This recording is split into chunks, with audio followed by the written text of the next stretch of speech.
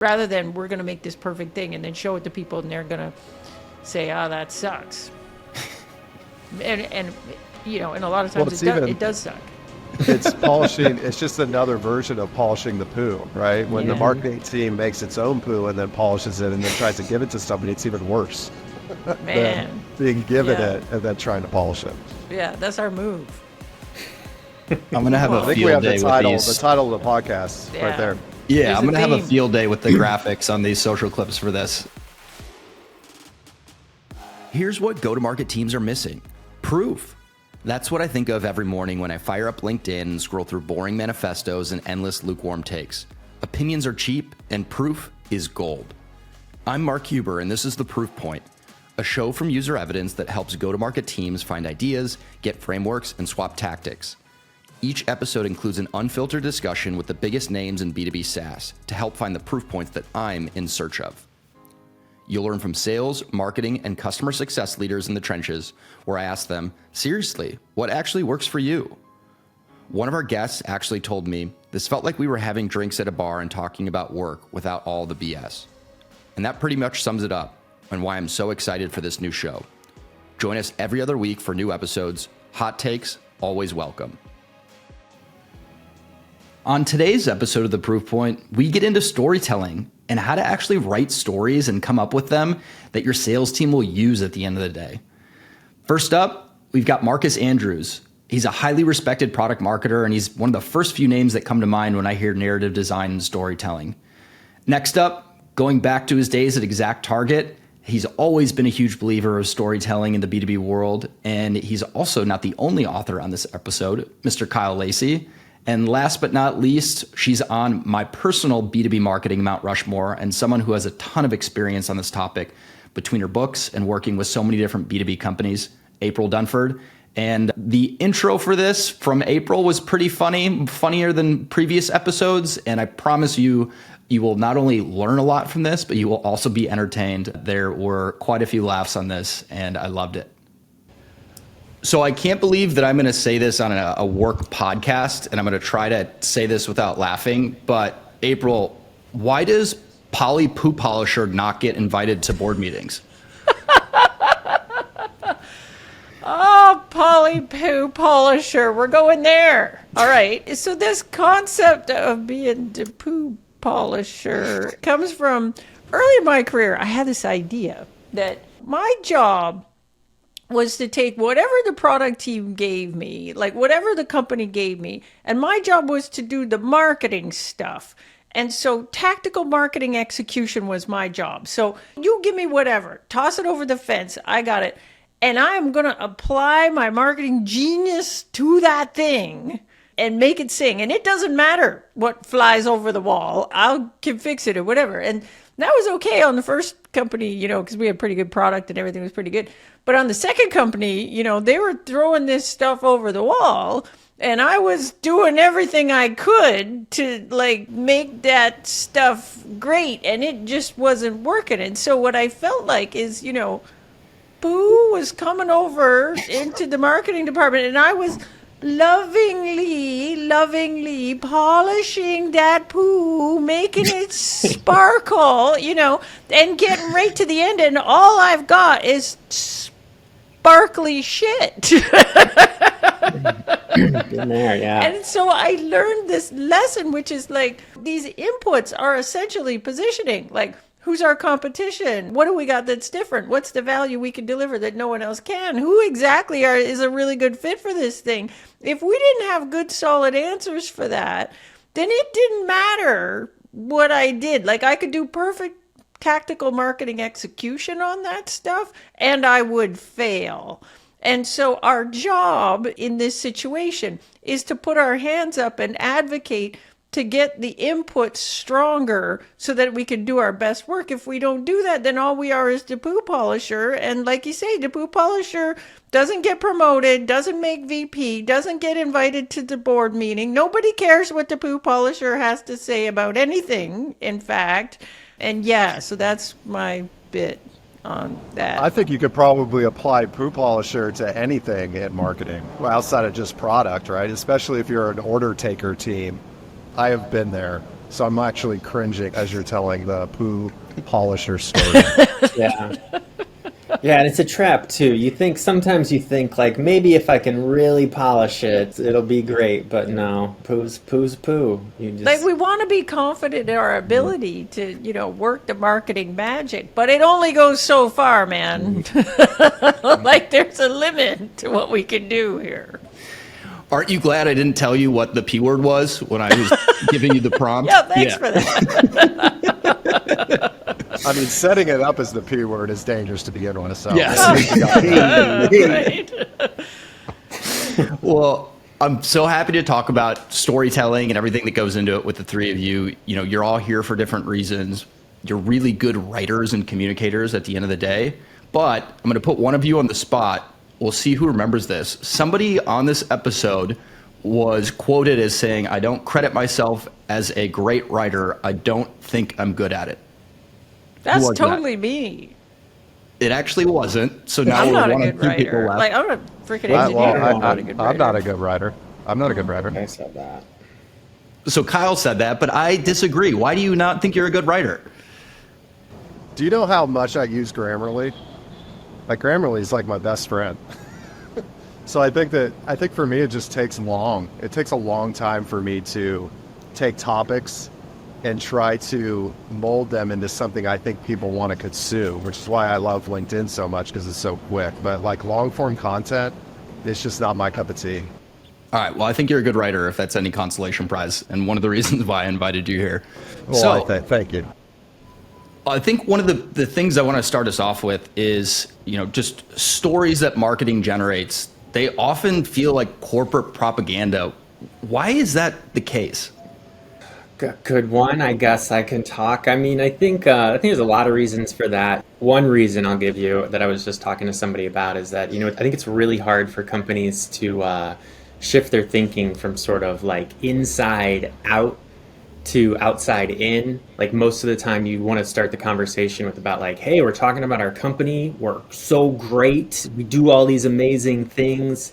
And that is a trap, right? And like usually that ends up with really bad, me first, like boring marketing. I think, when you start to think about what's going on in the world, what's going on with our customers, what if we start there and then think about like the story that we're telling? That's one thing I see a lot that I was just talking to somebody about. So. And it feels like a lot of those stories get ignored by sales teams. And I feel like, April, you feel pretty strongly about that, no? I think there's a handful of reasons people get into trouble on this stuff. So like one is you fall into the trap of having the non-writers do the writing. And so like coming back to our previous thing, like who's good at writing? Like I am very clear on this. And like back when I was running marketing teams, the first thing I would do is hire somebody that's good at writing. And then anytime we got in a fight about words, I'd be there with the CEO going, are you the words guy? Because I'm not the words person. Who's the words? Janet. She's the words person. Why don't we let Janet? And so you get that. And what you'll get is like, because sometimes we get used to some terminology or some jargon or something, kind of like what Marcus is saying inside, but customers don't talk about it that way. They don't think about it that way, whatever. Like, so you'll get a lot of that. And then for sure, if you're writing some of this terrible, looks like it's been written with a gang of non-writers copy, and you're trying to build messaging around that, if you throw it over to this sales team, they just won't use it. They'll just throw it out because they know what's happening with customers. They know how to talk to a customer. That's their job. And so if it's clearly stuff that's not resonating with customers, they'll just ignore it. I think writing by committee is where this fails miserably. The worst. And that's what I've run into quite a bit. Is just there's so many different opinions, especially in scale ups, right? Especially when you're growing really fast and there's a lot of people that have opinions, and you're moving from a founder-led messaging to a scale-up messaging. You just have 15 people that want to write it with you. They want to give you their opinion, but they don't really want to write it. So I do think that screws up a lot of people, a lot of marketers, a lot of copywriters, a lot of product marketers when you're making decisions by committee like that. Yeah. The other thing is like, in the work that I do with my clients, we're talking about value proposition stuff. We have this exercise we do where we're like, look, we're going to talk about value. But let's just agree right now that we are not copywriting.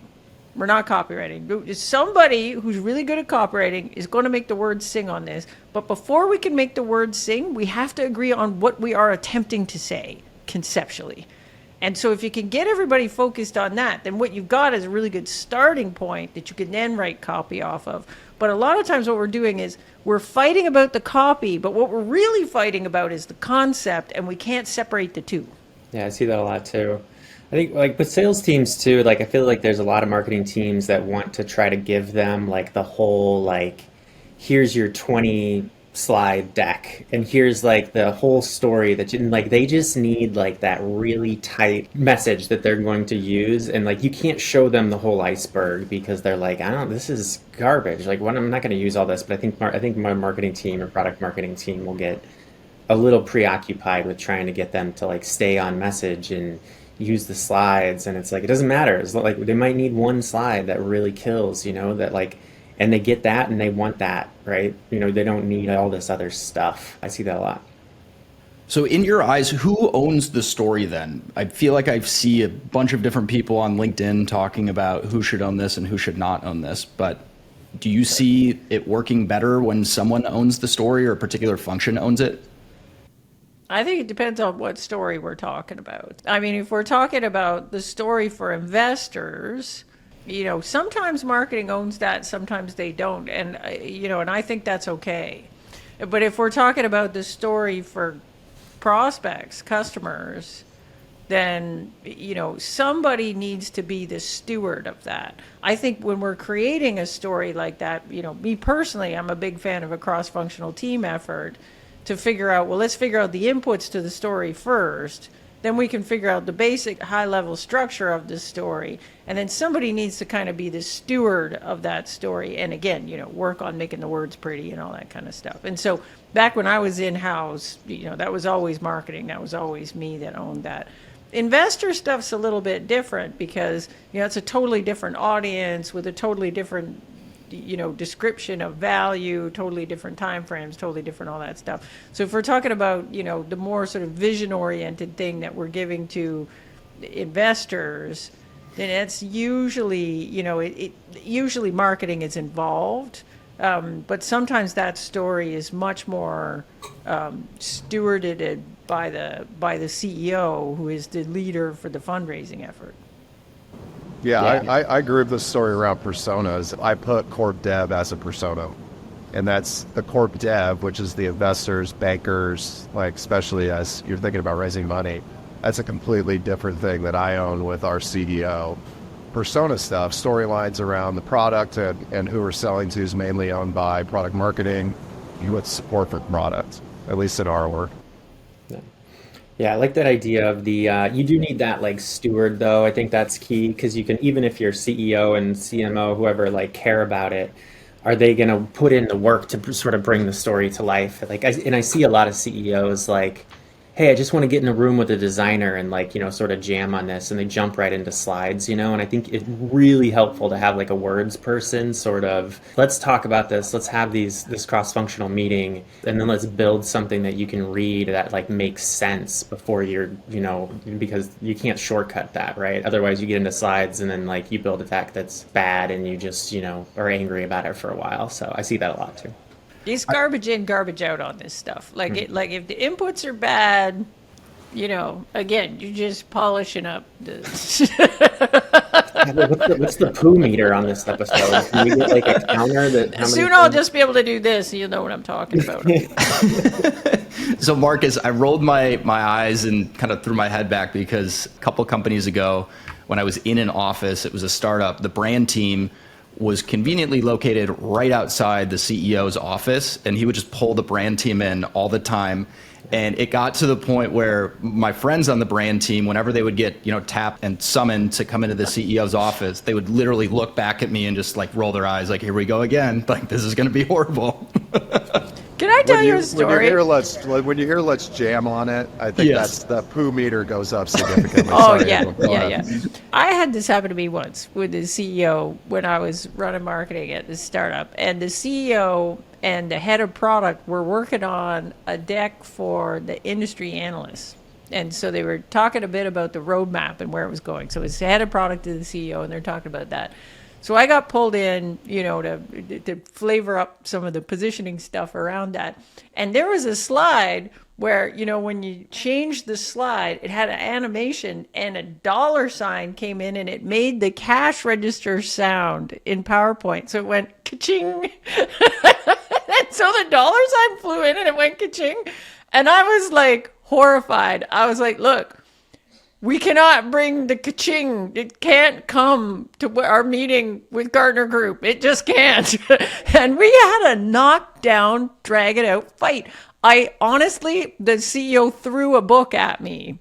And at that point, I said, okay, fine, we're going to do it. And then we went in and did the meeting, and the ka-ching slide came up, and the analyst laughed so hard, like big belly laugh, like, ha, ha, ha, oh, that's so funny. Ha, ha. You guys got to keep that in. That's hilarious. Yeah, so I don't know who was right on that. I don't think that was the reaction they were going for. But yeah, don't sit outside the CEO's office.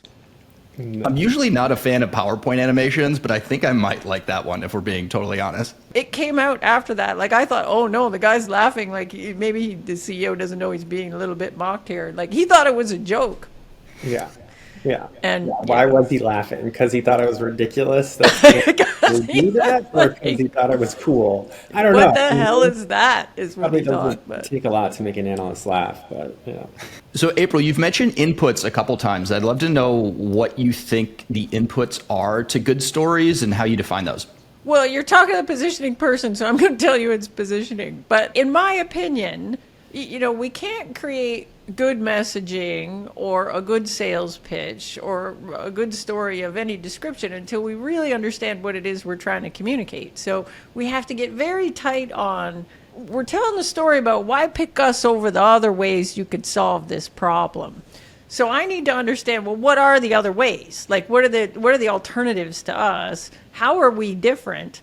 What is the value we can deliver that no one else can, which is kind of the answer to the question, why pick us?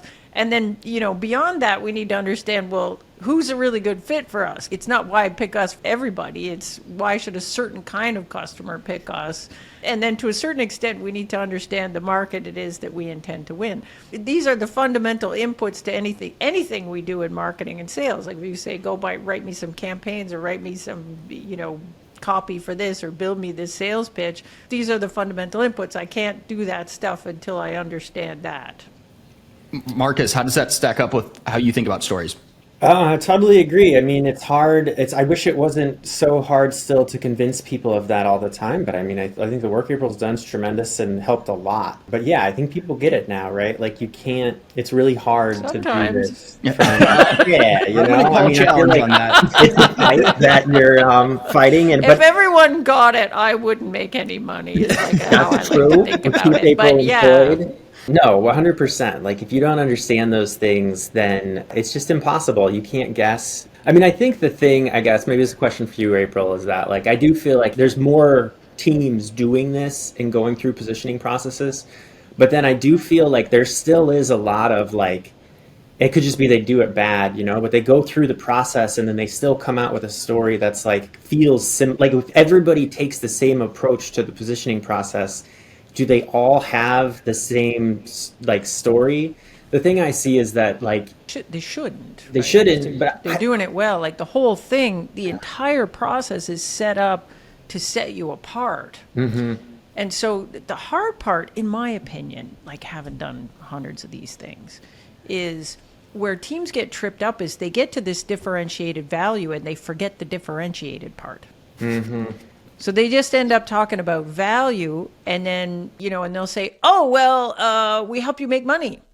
And you're like, yeah, so does everybody else, man. Everybody say the value is we're going to help you save money. It's like, okay, make money, save money. These are the only two things we can actually do for you in B2B. Like everybody does that.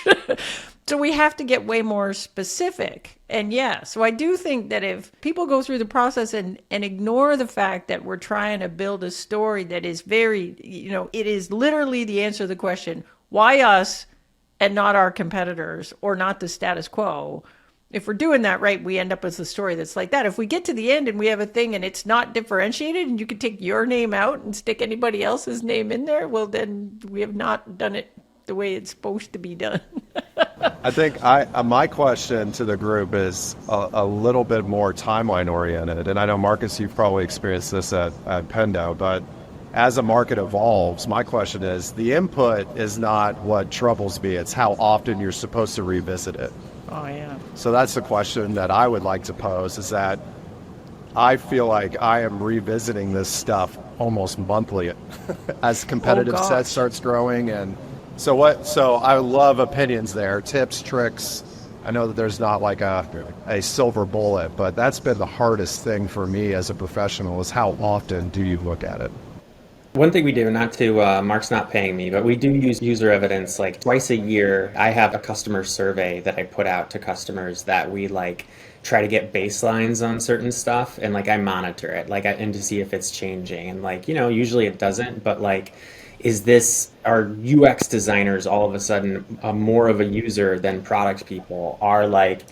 Is the value that people get from Pendo, like, is it slightly changing in different ways? Like, so I try to keep an eye on it, because I don't want to get surprised by that stuff, right? I feel like that's my job as a product marketing leader, to make sure that like we don't. So that's one thing I do. Like, I think you got to be careful you're not changing this stuff too often, because then it doesn't have a time to establish in the market. But there are lots of situations where it does have to change. Like, this is why I like the idea of separating out the inputs from the story. If I separate out the inputs from the story, then I can say, well, have the inputs changed? And if the answer is yes, then I need to change the story. If the answer is no, why are we changing the story? Is it because you happen to be standing outside the CEO's office and they had a thought? So when I was in-house, what we used to do is we would have a regular meeting on the calendar every 6 months. We would get this cross-functional team together, and we'd be like, okay, alternatives. Are we seeing competitors that we didn't see before? Yes or no? And, sales can tell you yes or no. And then differentiated capabilities. Like, when we had this meeting last time, were there things that were differentiated and now the competitors caught up? Or have we done a product release and now we've got different capabilities which result in different value? Then we go to the value. Is the value different than it was the last time we had this meeting? And therefore, the people who are a good fit for our stuff is maybe different. And we would do this every 6 months. And if we went through the thing and it was like, nope, none of this has changed, and we're like, okay, we don't change it. But if any of that stuff changed, then we have to get the gang back together, rework the positioning, and then rework the story. We also would call an emergency meeting if some crap went down that, might result in a big change. So, I worked at a company and we had this positioning. It was really, we were doing this thing with MySQL. And so it was really dependent on MySQL. We worked this positioning. It was great. Worked fantastic for like 4 months or something. And then MySQL got acquired by Sun, and they were like, oh, crap. So we called the emergency meeting, get everybody together, reworked the positioning, reworked the story. And that was great for about, 6 months or something. And the frickin' Sun got acquired by Oracle. And not only that, Oracle came out and they're like, maybe we're going to shit can MySQL. And we're like, so we had to go back to so we changed that thing 3 times. And then I have other product, like the very first product I ever worked on recently got sunsetted. And like, I'm an old person. Like, that was like 25 years ago. And when I last looked at the landing page for that thing, the positioning wasn't all that different than what we had worked on way back when. So it's impossible to predict sometimes. I mean, sometimes we have in the roadmap some built-in step changes in positioning. We know it's going to change because we know we're building some big functionality.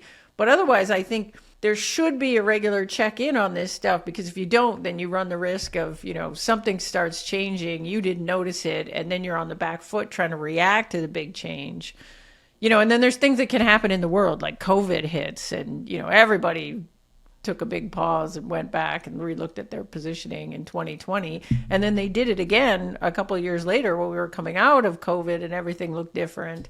So sometimes you have like outside factors like economic stuff or things that impact your customer base that you need to look at it. But I think you need regular check-in, and then I think you need the emergency check-in when like big crap hits the fan. But otherwise, you need to hold the line on it, because people will try to mess around with messaging, right? And so the way to stop that is to say, look, The positioning hasn't changed here, so why are we mucking with the messaging? This is particularly bad in marketing teams, right? Because they'll get sick of the messaging just when it's starting to work. It's also the frontline teams are reactive. Like the sales leader might have just walked out of a deal that they lost and that we need to change all the positioning because the loss reason was price, right? Even though it might be a small percentage of total loss reason. That's been my struggle, is how do you manage the reactive nature with the actual data, the quarter over quarter data and the inputs, like leading and lagging indicators on what's actually happening, instead of it's just like, I just walked out of a big deal and this is what we got to change. There's been two examples recently where, one, we built some AI into the product. We came out with some AI messaging. And then I think we saw like the market come out with very similar messaging. And then all of a sudden what we had didn't feel new anymore. And so I'm like, well, okay, we need to do something else. Don't And tell then me you also- just slapped AI everywhere. Yeah, just put the buttons all over. No, we were quick on it, and we had a good point of view. I felt like we had a nice story that was like should resonate with our audience, and like felt different. But that was like that market and like technology. 6 months of change. It's totally different. It's like what people thought was cool 6 months ago, they do not anymore, and what is interesting and useful. So like, I feel like for something like that, if you want to be the most relevant and interesting or whatever, have a differentiated messaging, then you got to revisit it a lot. I see that too. If we did something that was successful, that worked, and then we see our competitors doing the same thing or trying to do the same thing, like I want to stay ahead of them, So like, I don't want to give them time to catch up with us if we did something that worked like that. So Marcus, one of the things that you mentioned earlier on was, I think you used the word convincing, and I equate that with trying to get internal buy-in as well. So how do you get internal buy-in on the story that you're working on? The thing you don't want to do is like come up with a story on your own, especially if you're not like the CEO or the CPO or the CMO, right? Like, and then try to convince people that it's the right thing to do, because that doesn't work. So what you want to do is like, I think great stories really bring the strategy of the company to life and like what's happening anyway. And like, strategy is boring. Like you were talking about this, April, like positioning isn't necessarily what you put on your homepage, right? Like you have to, if you're able to take the strategy and build a story that's really great and persuasive and interesting and has a flow and logic and like all these elements of storytelling, people are usually like, that's the strategy and now you just made it cool. Yeah, let's do that, and like, you don't have to do a lot of convincing. I feel like as soon as you get into like, let me pitch you on this convincing mode, it's like people wall up a little bit. It can depend on the company, but like you just lead with your story, and if people are like, hell yeah, that's great, that works a lot. So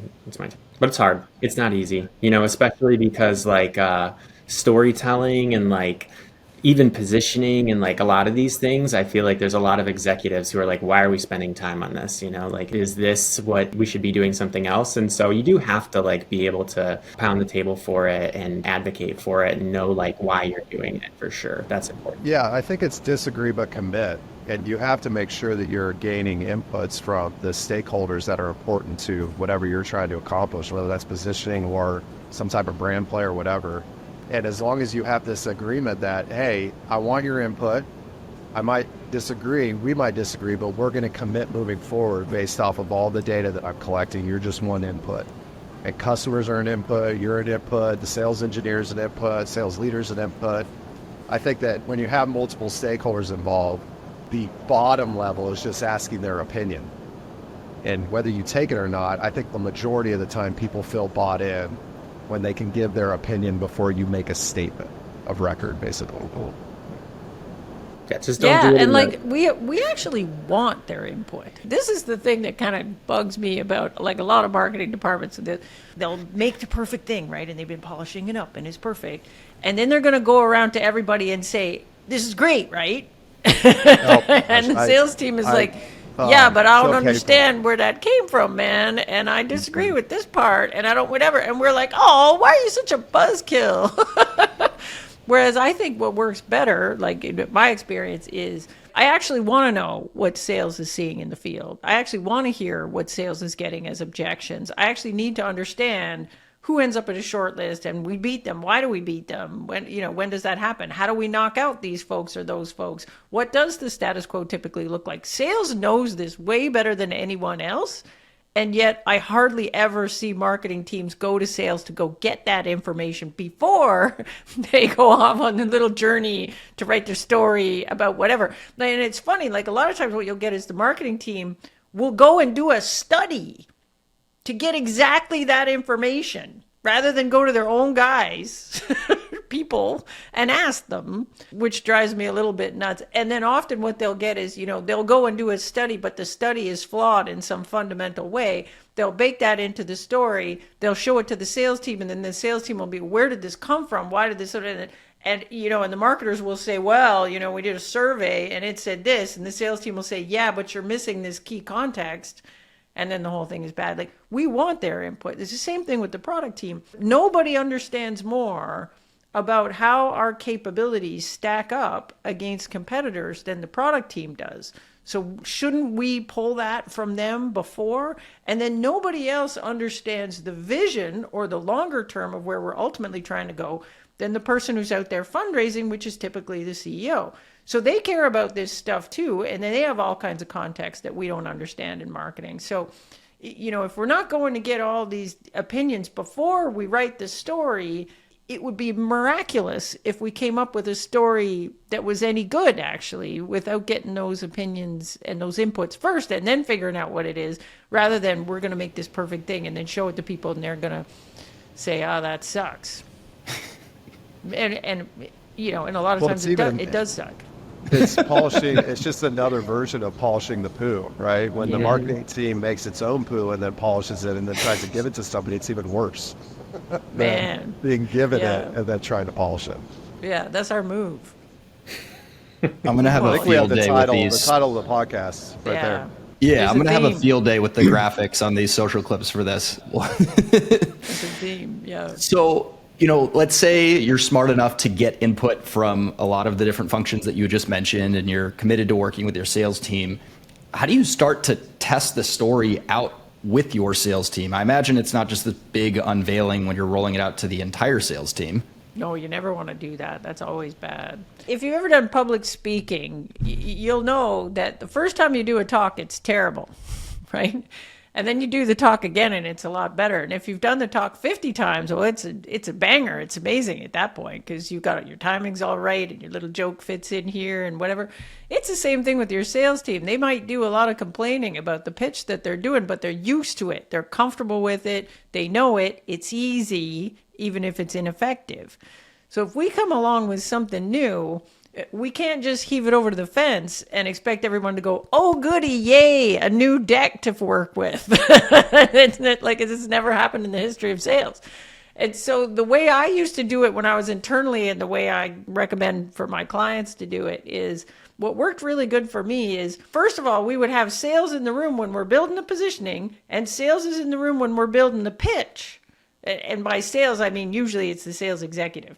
So the sales executive has gotten all their input. And if they think something's stupid, we've worked through it, so we got something that the sales executive feels good about. And then when we go to roll it out to sales, what's worked the best for me, and I think there's lots of ways to do this, but what worked the best for me is we would pick the best salesperson, like the best salesperson on the team, bring her in and then train that person and force them to do a whole bunch of training with us before they try it out on a prospect. And then we would let them loose on prospects, but every time, qualified prospects. And then after every pitch, we'd huddle and say, okay, what worked in that? What didn't work in that? And why were they asking this question? Maybe this word doesn't work. Maybe we need to take this bit and change it with this bit. And we would do that until we got to a point where my best salesperson looks at me and says, I think we're here. We're done, iterating on this pitch. It's ready to go. And importantly, we like this pitch better than the old pitch, which, means it's way better than the old pitch because, they were really comfortable with the old pitch. At that point, then I can use that best salesperson. I can record them. I can build a script off them. I can use that best salesperson to then go back and train the rest of the sales team. And now I have sales training sales instead of marketing attempting to train sales, which never in the history of universe has worked. So that's how I recommend to do it. I think there's lots of other ways to do it, but that's the thing I usually do. That's great advice. There's a real good seller at Pendo named David, and like the dude just he uses like the entire deck and he does it like perfect. Like he does it exactly how like, which is I don't ever ask for, right? Like I'd like to have you give something to sales that they can like modify and pick apart a little bit and use in ways that they want to help them with deals because they're smart salespeople. We have David and he always does like this perfect example and he's a really good seller and it's just a cheat code because I can pull up like the gong calls and hit play and it's like David closed this whatever $500,000 deal with this pitch and like super persuasive. I think the one thing that salespeople always try to like, at least in my experience, is they want to like boil down the story to like, hey, if you spend X amount of dollars with us, you will make Y amount of dollars and it's more. And like that, it's just like, I want to give them that and deliver on that, but I also want to give them the story and give them other tools too. But I mean, I think the one thing that has been helpful for me to sort of grease the wheels is like you come out with V1, they say, hey, I like parts of this, but I need these other things. And you just iterate on it quickly and like show them that you care about what you value their opinion and you give them options and you create new stuff. And then you win advocates and then they go out and like use it. Not everybody's going to use it. Not everybody's going to use it the right way. But, like that's, I think, okay and normal. And those are some things that have helped me. I'm going to stumble across all this stuff because the two of you are better at it. Actually, the three of you are better at it. I would say my number one goal is to get the sales leader bought in, especially in the stage that we're at. They have to believe in what we're about to roll out, or they're never going to apply it to their managers, or their managers are never going to apply it to their teams. That for me, that's inputs are important and all that, but it's really that person, that leader that understands why we're doing it. And if you don't get that buy-in, I mean, I talk a lot about alignment because it's like my lifeblood, but if you don't get out of alignment with a sales leader, then you're screwed. It's just not going to work. Absolutely agree with that. Like you're going to live and die on that, basically.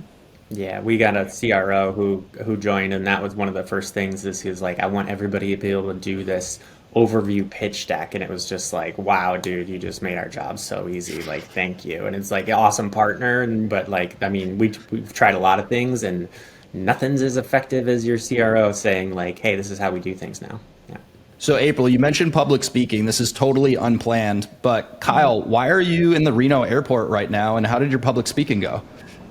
So I very rarely give this talk anymore. It comes from my books I wrote. For now, it feels like forever ago because you can only find them on eBay now. But I'm going to look after this episode. It went okay. It's the same talk track as I've had, and April's right. If you do the talk track, like I haven't done the talk in a year and a half, and I just rattled it off like it was yesterday. So it went fine. It went fine. It's not something I talk about very regularly anymore, but it was good. Thank you for asking. Well, you got to tell them and whoever listens what you were talking about. And yeah, who you what were was it talking about, to. man? Spill the beans. Yeah, I'm not going to let you off the hook like that. It was about how technology, the technological change that we experience as consumers affects how we buy and sell product. And most of my talks were more blue collar distributor industries that are just trying to learn how to use LinkedIn for recruiting as an example. So we talk about why you should care that all these major technology companies have $500 billion in cash on hand and how they spend that money, because it does affect the way you sell a product, even if it's a massive air compressor for a factory. So that's the normal talk. It's the greatest hits. I call that the greatest hits. You always got to go play the greatest hits. I'm sure you do too, April. Yeah. It's like you got new stuff that you're working on, right? But people want to hear I feel like companies are like that too, where it's like, oh, we're going to talk about this new thing that's like interesting, but like sometimes people just want to hear the greatest hits. You just got to go and deliver the thing they want the most. It's also a good reminder of how different the world is when you're not in high growth software, Yeah. like normal businesses, which I have to be reminded of every now and then. Oh man, really. So one last question to kind of wrap us up here. We talked about it a little bit before I asked Kyle about his talk just now, but how do you know the story is working? Like, what are you looking at? Are you quantifying anything? Are you really looking at qualitative feedback? Like, give away the cheat codes. Mine's mainly quantitative across the funnel. We look at loss reasons, we look at conversion rate, and we pipe in Gong data to that into the Salesforce data. And then ultimately, are your bookings going up? Your conversion rate from pipeline to bookings increasing? Are you affecting loss reasons? And are you growing your company?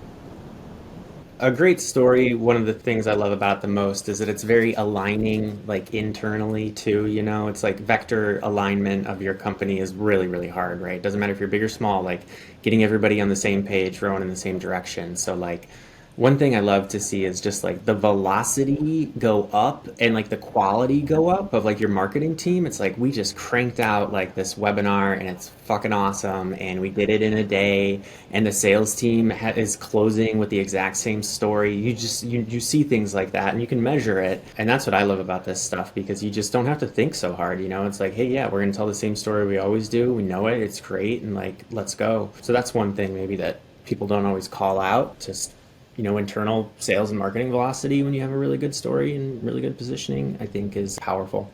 In the stuff I do where like, you know, a lot of the companies I work with, and if I think about back when I was in-house, like a lot of that stuff is enterprise software. And so you got a really long sales cycle. It takes a long time to get real metrics for us to look at to figure out if is a thing working. And so we don't want to wait for a year, you know, and see, did those deals that came into the pipe, did they ever close, like that kind of stuff. And so what I do like doing is, you know, when we get the new positioning, we turn it into a sales pitch. I train this rep on it. You know, we have this test period where we've got our best rep out there telling the story with a bunch of customers. And we're just watching those calls. Like, is it landing? Like, is customer getting excited? What kind of questions are the customers asking? Like, does it? And a really good rep can feel the difference between a good pitch and a bad pitch. And so I'm looking at my rep going, is this better than the old pitch or not? And that's really the bar because, you know, we don't know if it's never perfect, but we do hope that it's way better than the old pitch. So I'm hoping at the end of that bunch of test pitches, I can look over at my best rep and say, is this better than the old one? And then I can look at it and see, like, are the customers looking at me with their face all squished up and asking, like, what are you again? And what is this thing? And why should I care? Or comparing me to competitors that I shouldn't compare with and things like that. So I'm looking for that. And that's usually what we do pass fail on a pitch deck on. And that's the story that we then back into the marketing messaging and everything else from that. And then the second thing is once we roll that thing out, it's going to take us a while to implement things on the marketing side because we're going to have to forklift messaging and all this other stuff and all the things we do to build pipeline to come in. So that might take me some time, but I can start rolling out this new pitch right away. And what I should see is better metrics going downstream from that first call. So first call with a qualified prospect. What I should see is more conversions, better conversions, higher quality conversions, deal sizes going up, things like that. So there's a set of metrics that we should see almost immediately, even if we can't tell, like, you know, how much it's going to impact revenue because, you know, we're at an early stage of a deal that might take us 8 months to close. So some of this stuff is hard to track, but it's worth looking at it and trying to track what you can in the short term while you're waiting for these longer term metrics that are going to take you a little bit more time to see. All right, so this is actually the last question, but it's just for April, and it's an easy one. How many podcasts have you been on where you talked about Poly Poo Polisher? I don't think I talk about the poop a lot, like that particular. I mean, I do talk a lot about turds a lot. too. Like actually, poo is kind of my thing. But the poo polisher one, I don't think I've done that on many podcasts. This might be the first, All right. Mark. Like, Yes. you know, Poo we is might be kinda my like, thing. yeah. Poo is kind of my thing. Well, it is like so you know, I had this. Oh, and I don't have it sitting here. It's too bad. But I you know, at one point I had this quote which was, marketing can polish a turd, but positioning can transform your turds into fertilizer. And I like that so much that I actually had that turned into stickers and bookmarks and a whole bunch of shit. And I used to use it in talks all the time. And then somebody said, like, aren't you worried about being the poo lady? And I was like, not all that much, really. Like, you know, I do a lot of speaking internationally. It's very international potty humor. That's kind of true. works. That's true. It does span the entire globe. Yeah. You have a whole talk on toilets too, though, right? Oh, yeah, the sales pitch, I have a toilet example, which, you know, because I'm sticking to the theme, man. That quote is great. That was really good. Oh my God. Yeah. Yep. I did not think we were going to end this episode of the Proof Point like that, but that was probably the best ending that we've had so far. Thank you, each one of you, for coming on and having a blast. You schooled me on this. I appreciate you. Thank Well, you. thank you for having me. Here.